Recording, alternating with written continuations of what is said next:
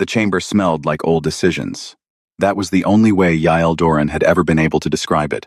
Every species brought something into that room: biological off-gassing, ceremonial incense, the faint chemical signature of translator fluid, and over 400 years of Galactic Council sessions. All of it had soaked into the walls until the air itself felt heavy, with the weight of things already decided. She sat in the third chair from the left, at the human delegation table. Junior attaché, 29 years old. She had been given this posting because her Threll dialect was clean, and her file said she worked quietly and didn't make scenes. Her supervisor, Ambassador Wren, sat to her right. His hands were flat on the table, had been flat since the session opened. She noticed because she was noticing everything, cataloging everything, the way you do when some part of you already knows what's coming and is trying to build a memory before it arrives. The council chamber held 42 delegation boxes arranged in a shallow arc around the arbitration floor. Most were full. The Threll had sent 6 representatives, which was unusual. They normally sent 2. The Vorath contingent sat completely still in their environmental suits, which they only sealed when they wanted distance from proceedings. The Sen had positioned their youngest diplomat in the front chair, which meant the senior members didn't want their faces attached to whatever was about to happen. Yael noted all of it. She said nothing. The session had been called under Emergency Procedural Order 9, the clause that allowed the council to revisit membership status without the standard 40-cycle notice period. It had been used 11 times in council history. 7 of those had resulted in expulsion. 4 had been used as leverage that never reached a vote. This was not leverage. She could feel that in the room too. Not hostility exactly. Something quieter. The specific atmosphere of a gathering where the outcome is already settled, and everyone present is simply performing the formality. A going through of motions. The vote would happen because the rules said a vote had to happen, not because anyone present believed it might go the other way. Ambassador Wren had briefed her that morning. His face had been careful. The word he'd used was complicated. She had looked at his hands while he spoke, and they had not been steady. She'd understood then that complicated meant done. The council secretary, a Threll elder named Voss, who had held the post for 30 years and wore his authority like a second skin, called the session to order in 3 languages simultaneously. The translation nodes in Yael's ear rendered it into clean standard. She watched his face instead of listening. He didn't look at the human delegation box once during the opening. That told her everything the words didn't. The procedural language was read aloud. The charge was not incompetence, not violation, not any specific breach. The language was careful, almost elegant, in its vagueness. Earth's integration into council systems had created structural dependencies inconsistent with healthy collective governance. Humanity's presence had become load-bearing in ways that compromise council. Autonomy. In other words, too useful, too embedded, too necessary, and therefore too dangerous. Ambassador Wren requested the floor for a response. It was granted, because the rules said it had to be. He spoke for 7 minutes. His Threll dialect, always slightly accented, cracked once on a fricative near the end. He talked about shared history, about the 42 years Earth had spent building the medical relay chains, about the 11 diplomatic resolutions humanity had authored that still governed interstellar trade law. The chamber listened. Politely. With the fixed, courteous attention of people who have decided and are waiting for the talking to finish. When he sat down, the vote was called. 26 species voted for exile. Not expulsion. The secretary had been precise about that distinction in the opening remarks. Almost gentle about it. The way you are gentle with a word, when the thing it describes is not gentle at all. Expulsion required documented cause, a review period, an appeal window. Exile required only a majority and a motion. 3 species abstained: the Marin, the Cullen, and a small observer state called the Deaf, who had never voted on anything in their 4 years of council membership and chose this moment to maintain that record. 0 species voted against. The tally board above the arbitration floor held the numbers for the statutory 12 seconds. Yael watched them. She was very still. Not performing stillness, she simply was still. The way deep water is still, because everything moving in her was moving somewhere no one could see. Wren's hands had stopped being flat. They were in his lap now. The secretary announced the result. There would be a 90-cycle transition period for the unwinding of infrastructure dependencies.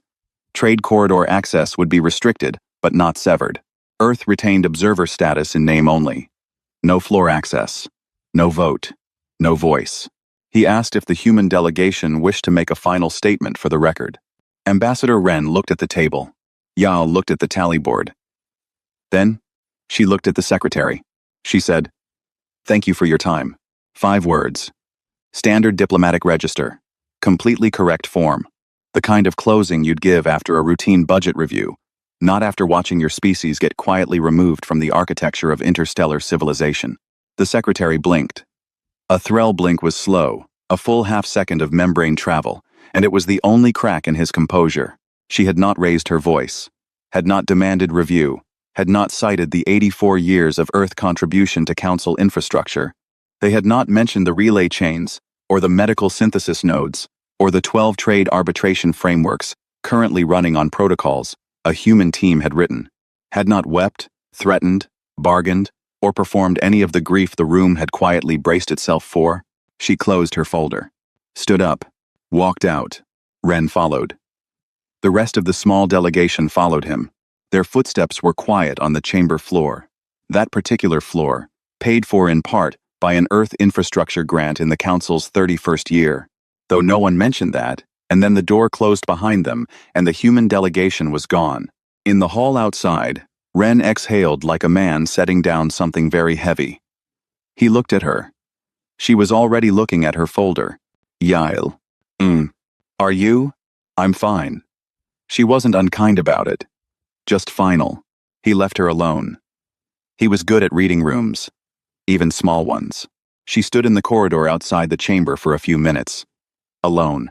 The hall was high-ceilinged and cool, and through the far window she could see the transit hub below, ships moving in the slow, deliberate arcs of controlled approach and departure. She watched them.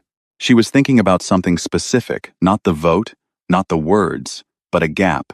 A particular gap she had been aware of for years, the way you are aware of a loose thread without knowing yet whether to pull it. The Council, she thought, had just handed her the loose thread. And all the time in the world. She tucked her folder under her arm. She went to find a comm terminal. She had calls to make. The silence lasted 20 years. Not the silence of absence of a species licking wounds somewhere in the dark, waiting to matter again. This was a different kind of silence. Deliberate. Directional. The silence of a room where someone has stopped talking not because they have nothing to say, but because they have decided that talking is no longer the point. Earth sent no petitions for reinstatement. No trade delegations.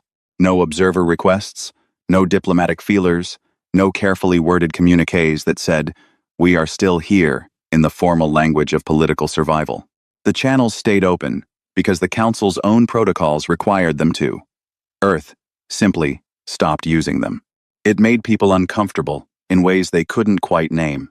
In the Council's second year after the exile vote, a Vorith diplomat named Seth submitted a routine inquiry to the Office of Membership Affairs, asking whether Earth's silence constituted a formal withdrawal or a passive acceptance of observer-only status. The office took 11 cycles to respond. The response said, indeterminate. Seth filed the answer, noted it, moved on. He would remember it later and feel something adjacent to embarrassment. The infrastructure problem started slowly, the way infrastructure problems always do, not as collapse but as friction. A relay chain that had processed 17,000 medical supply transfers a cycle began showing processing delays. The Council's technical bureau traced it to a junction point in the Kashari corridor. The junction was running on a protocol architecture Earth had built and maintained. No one had thought to ask, at the time of the exile, exactly how deep that maintenance relationship went. No one had thought to ask because the answer, if examined directly, would have required the Council to confront something about the vote that most of the chamber had found convenient not to confront. A Threll engineer was assigned to take over the maintenance contract. She was good. The delays reduced. They did not go away. The Council called this a transitional inefficiency and budgeted for it. In the 5th year, 3 medical synthesis chains failed within the same quarter. Not catastrophically, there were backup systems, human-designed backup systems, running on human-authored failover protocols.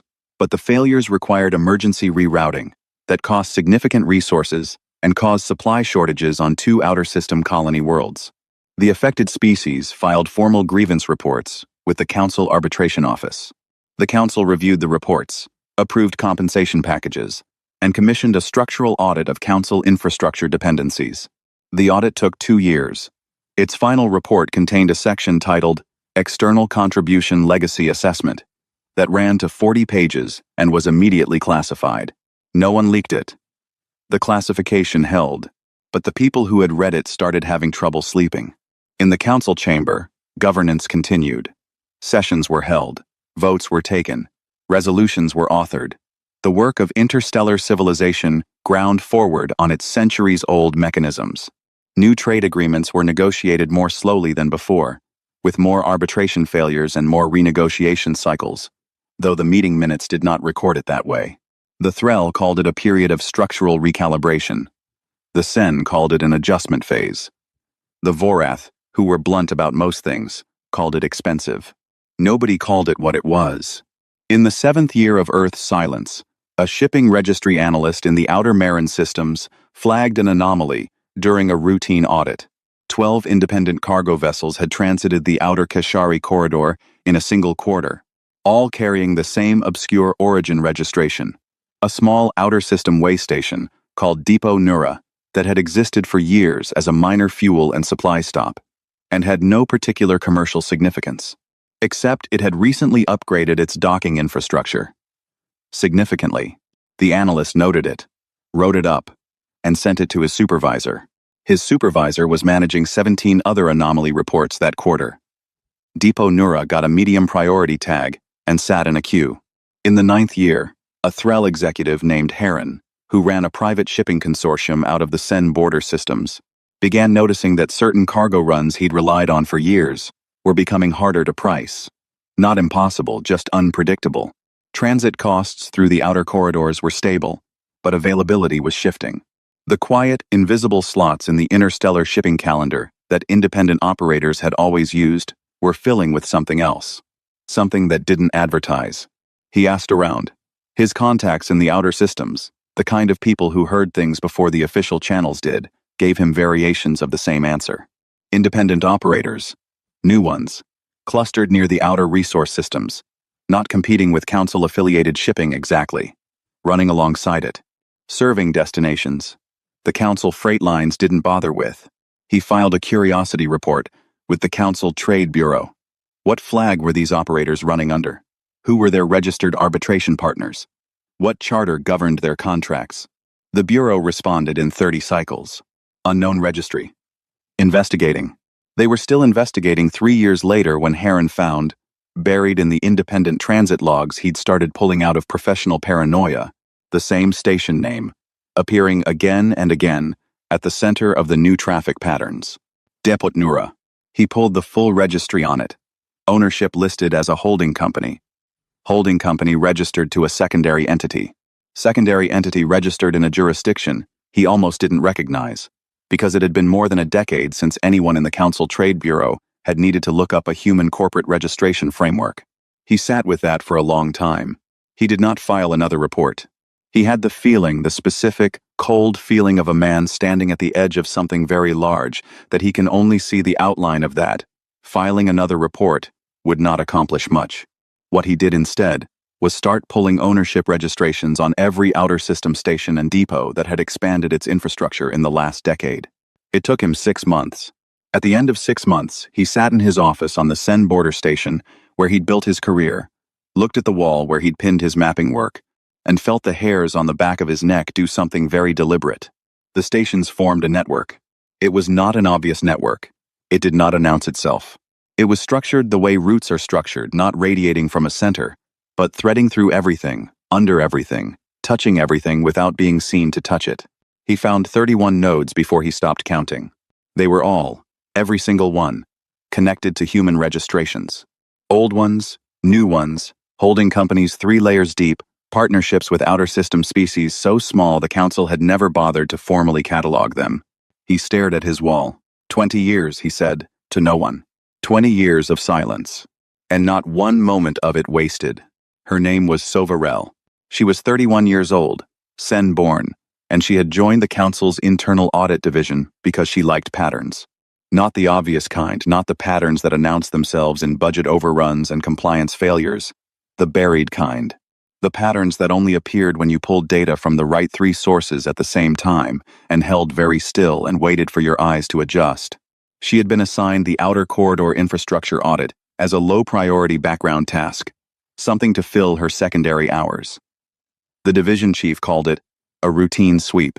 She called it, internally and without saying it aloud, the most interesting file she'd ever been handed.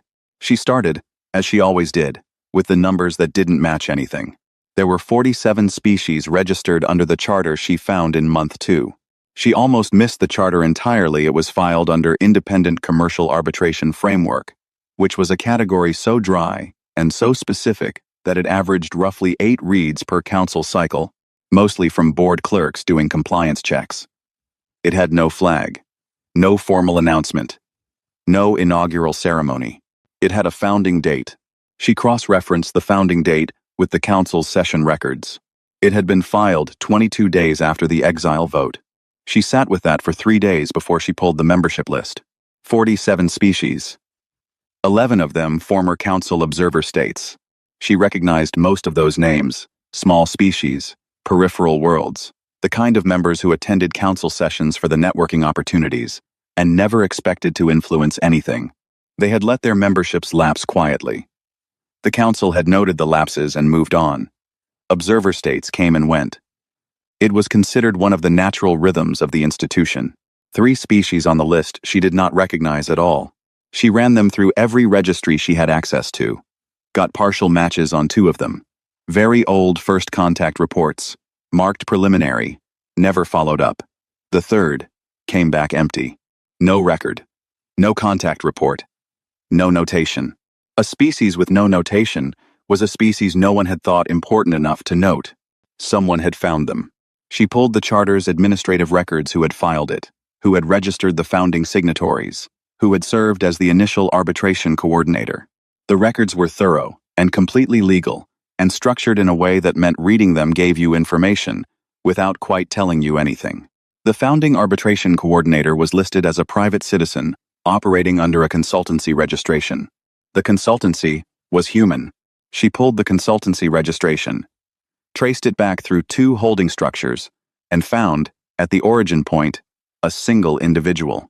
The name meant nothing to her. She had not been alive for the exile vote, had learned about it the way her generation learned about most pre-career history, as a footnote in a broader context of council development.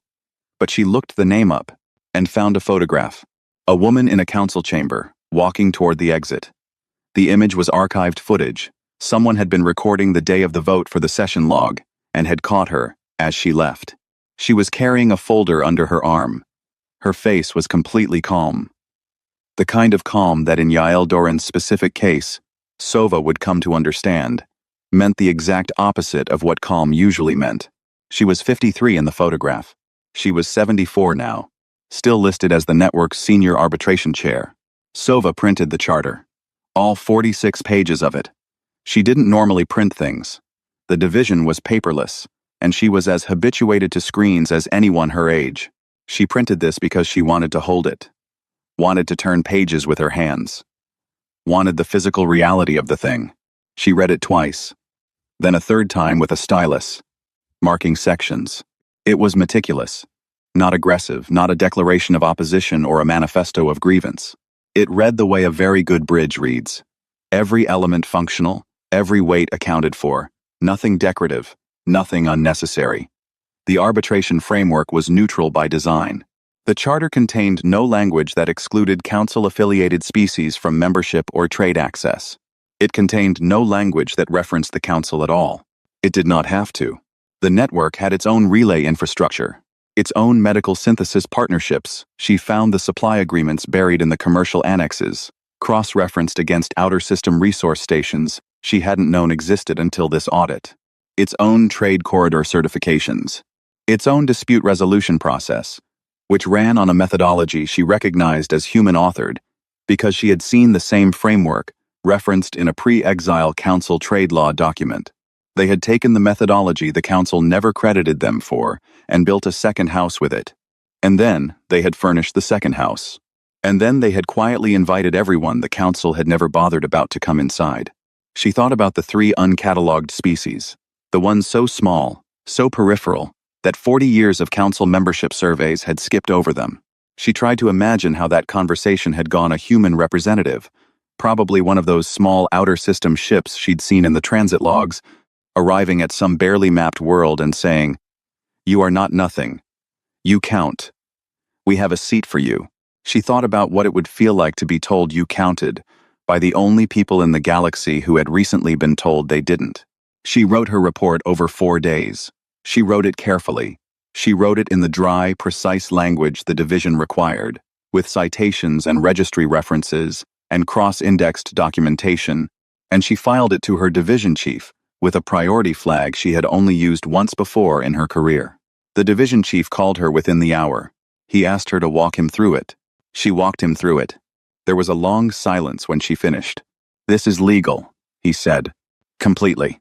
Another silence. "They didn't do anything wrong." "No." She paused. "They did everything right. That's what the report says." He was quiet for a moment in the particular way of someone recalibrating something they thought they understood. "Does the secretary know?" "The report is flagged for his office." "Right." He exhaled slowly. "Right." She waited. "Sova." "Yes?" "When you found the founding date, the 22 days after the vote." "Yes." "What did you think?" She looked at the printed charter on her desk. At the photograph she had tucked into the front cover, the woman walking out of the chamber, folder under her arm, face like deep water. "I thought," she said, "that someone had spent a very long time being patient." She paused. "And that patience is a thing you should probably never exile." The star had no name in the council's catalog. It was listed as reference point 7, Keth, a mid-sequence stellar body in the outer Vorath proximity zone, notable primarily for its absence of notable qualities. No habitable planets, no significant resources, no strategic value. The kind of star that existed in the catalog because the catalog was meant to be complete, not because anyone had ever needed to care about it. It went unstable on a Thursday. The flare event was not catastrophic in the way of extinction-level events. It was catastrophic in the way of a stone dropped into still water. The stone itself was manageable, but the rings it sent outward were not. A pulse of charged particles hit 3 relay junction points in the mid-corridor trade network, fusing 2 of them completely and degrading the third to 15% capacity. A Vorath agricultural convoy lost navigation guidance and scattered across 4 transit lanes. A Sen pharmaceutical shipment, en route to a colony world with a seasonal immune deficiency cycle that required resupply every 14 months without exception, was rerouted to a holding dock with no clear forward path. 2 Threll colony worlds in the affected zone went on emergency supply restriction within 6 days. The Council's Emergency Response Bureau convened within hours of the flare reports. They were efficient, the Bureau, had protocols, had personnel, had resources. They mapped the damage, assessed the shortfall, began identifying relief routes, and ran into the same wall at the same place, from 4 different approaches. The most viable relief corridor, the only corridor with the throughput capacity to handle emergency volume cargo, with functioning relay infrastructure, with the neutral registry transit rights that would allow both Vorath and Sen vessels to move without triggering their ongoing border dispute, ran directly through the outer network. The network with no council affiliation. The network that had 47 members and its own charter and its own arbitration process, and a senior chair who had last been in the council chamber 20 years ago and had said 5 words on her way out the door. The bureau chief, a senior Threll administrator named Oshan, pulled the network's contact protocols. They were clean and professional, and exactly as accessible as any other independent trade body's contact framework. There was a standard inquiry channel. There was a response time guarantee of 48 standard hours for non-emergency inquiries. He flagged it as emergency. Response time: 6 hours. The reply came from an administrative coordinator, not the senior chair, not a senior representative. Just a calm and competent voice in the network's arbitration office, confirming receipt of the emergency inquiry and providing the formal request framework for corridor access under emergency humanitarian provisions. The framework had 11 steps. Oshan read through them. They were completely reasonable. They were, in fact, nearly identical to the Emergency Humanitarian Access Framework the Council itself used, the one written into the trade law protocols that had been authored. He was aware. By a human team in the Council's 41st year. He started the 11 steps. Step 4 required a formal request letter from the requesting body's senior diplomatic officer. He brought it to the secretary. The secretary Voss, old now, 20 years older than the man who had called the exile vote, and watched Yael Doran thank him for his time, read through the request framework, and then read it again, and then set it on his desk. "We are requesting corridor access from a network built by the species we exiled," he said. Oshan said nothing, because there was nothing useful to say. The secretary signed the formal request letter. It was routed to the network's senior arbitration chair. Yael Doran read it in her office on Depot Nura, which had grown considerably from its origins as a fuel and supply stop, and now served as the network's primary administrative hub. She had an office there with a large window looking out at the docking ring. She liked the view, because it was always busy now. Ships from 47 member species moving in and out on schedules and trade routes and partnerships that had not existed 20 years ago. She read the letter twice. Her assistant, a young human woman named Petra, who had been with her for 3 years, and had learned not to interpret the as a simple sound, looked up from her workstation. "Senior Chair, route this to the full member council for a vote under Article 12. Yael set the letter down. Standard deliberation period. Petra pulled up the article. Standard deliberation is 11 days. Yes. The supply shortfall on the Threll colonies is. I know what the shortfall timeline is. Not unkindly. Just final. 11 days. Petra routed it. The vote notice went out to all 47 member species simultaneously. Clear summary of the request. Clear summary of the stakes. Clear summary of the requesting body and the nature of the corridor access being sought. The notice did not mention the exile. The network's official communications never mentioned the exile. It was the most deliberate silence in a document full of deliberate silences, and it said more than any number of words would have. In the outer systems, 47 species received the vote notice and considered it. Some of them had been members since the network's early days. Some were newer. All of them had, at one point or another, found themselves on the receiving end of the Council's specific brand of consideration, the kind that assessed your value and found it too small to bother with.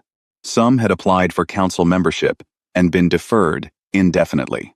Some had never applied because the cost of entry had been designed, without anyone announcing it, to be just beyond what small outer system civilizations could pay. The network had come to them instead, paid the travel costs for their founding representatives, translated the charter into 17 languages before the first vote was called, built the first relay junction in the deaf home system, the system the Council had never bothered to map, not as a transaction, not as leverage, but as the first act of membership. They read the vote notice. They thought about what the Council had been to them. They thought about what the network had been.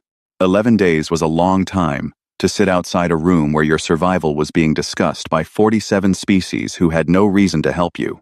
The secretary knew this. He thought about it every day of those 11 days.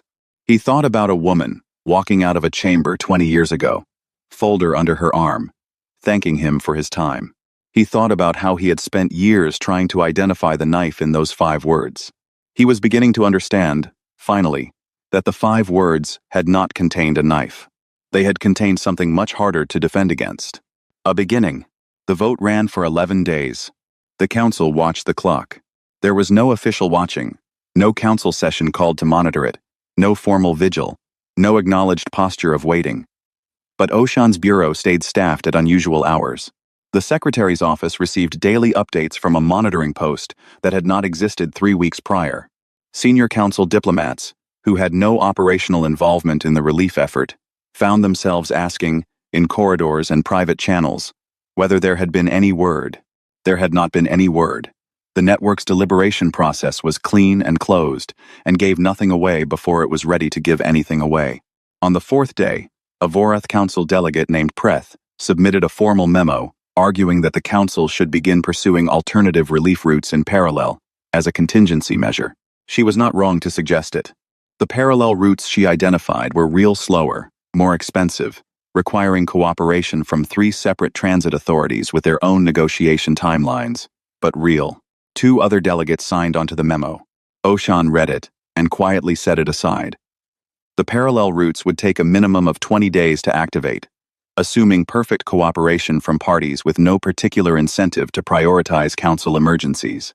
The first Threll colony world would hit critical supply threshold in 18 days. The math was not a memo problem. The math was a waiting problem. They waited. On the 8th day, the smallest member of the network, the uncatalogued species, Sova-Rel, had found no record of.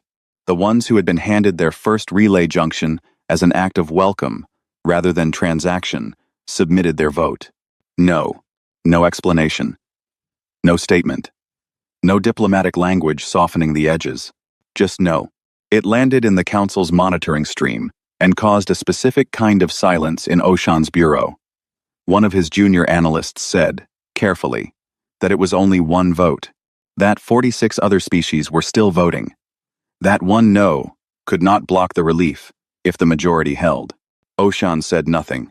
He was thinking about what it meant not strategically, not procedurally, but in the way that a person thinks when they are suddenly forced to see something from an angle they have avoided for 20 years. A species so small the council had never thought to find them, given a seat by the only body that had, and now, using that seat, to cast a vote of their own, in their own name, on a matter of galactic consequence. No council diplomat had authorized their existence as relevant. They had simply become relevant. On the 11th day, the vote closed. 39 member species voted yes. Relief corridor access to be granted under the terms of Article 12, Subclause 3, Humanitarian Emergency Provisions. The terms were specific and binding. Standard arbitration oversight. Transit fee schedule to be calculated at cost plus 15, which was lower than the council's own emergency transit pricing. Cargo verification rights for network relay operators at 2 checkpoints. The relief cargo would be inspected not intrusively, not as a power demonstration, but as a matter of standard network protocol, applied equally to all transit. The terms were sent to the council's bureau. 7 species had abstained. Their abstentions were noted and recorded without comment. 1 species had voted no. That was also noted, also recorded, also without comment. The network did not explain the no, did not apologize for it, did not offer diplomatic context. The vote was what it was. The network's process had produced an outcome, and the outcome stood complete. 39 out of 47. The relief corridor opened within 48 hours of the council's acceptance of terms. Ships moved. The Sen pharmaceutical cargo reached its colony world, with 4 days to spare on the immune cycle. The Vorath agricultural convoy was recovered, regrouped, and resupplied. The 2 Threll colony worlds came off emergency restriction in stages over the following cycle. The crisis resolved. In his office, the secretary read the final relief confirmation report. He set it flat on his desk. Outside his window, the council's transit hub was doing what it always did. Ships arriving, departing, carrying the machinery of interstellar civilization forward on its old rails. He had looked at this view for 30 years. He knew every angle of it. He found himself thinking about a different view, an outer system docking ring he had seen in the audit photographs, busy and new and full of ships from 47 species who had all found their way to the same place for the same reason. He thought about 39, yes, votes from species the council had spent decades not thinking about. He thought about the founding date, 22 days after the exile vote, and what that meant. Not as a provocation, not as a threat, as a simple fact about a particular kind of mind. You call an emergency session and exile a species without standard notice, without documented cause, without a review period, and 22 days later, that species has filed its charter and made its first 12 calls, and is already building the thing you told it wasn't allowed to help build anymore. He thought about 5 words. Thank you for your time. His aide knocked, told him there was an inquiry from the network's arbitration office. Administrative follow-up. Nothing urgent. Standard post-relief documentation request. He said to send the standard acknowledgement. Then he stopped. Actually, he said, I'd like to send the response myself. His aide looked up, briefly surprised, then professional again. Of course, Secretary. He drafted it himself. 3 sentences. He thanked the network for its timely response to the corridor access request. He noted that the relief terms had been met fully. He wished the network's arbitration office continued good governance.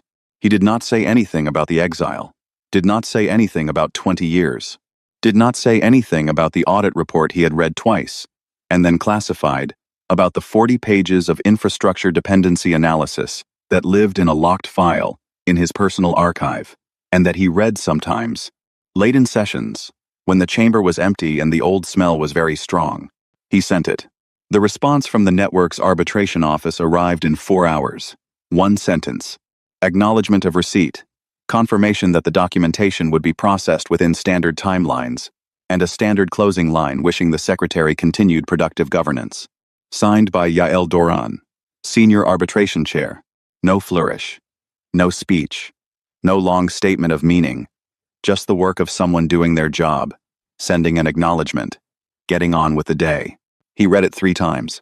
He was looking, as he always was, for the knife. There wasn't one. There was just the work. There was just 47 species moving cargo and settling disputes, and building relay junctions in systems no one else had bothered to find. There was just a woman in her 70s running a network she had started 22 days after being told she had no seat at anyone's table, who had apparently decided that the correct response to that information was to build a different table. A larger one, with more chairs. He folded his hands on his desk. Outside, the ships moved. Somewhere in the outer systems, they moved there too in greater numbers, along routes that hadn't existed 20 years ago, serving worlds the Council's charts still listed as not particularly notable. The secretary sat very still, for a long time. Then he opened a new file. He did not know what he was going to write yet. He knew only that the classification on the audit report had always been a way of avoiding a question, and that a question avoided long enough becomes a question you can no longer afford to avoid. The file waited, empty, for him to begin. Somewhere, Yael Doran's window looked out at a docking ring full of ships. She was already on to the next thing. She had always been already on to the next thing. That was, perhaps, the most human thing about her.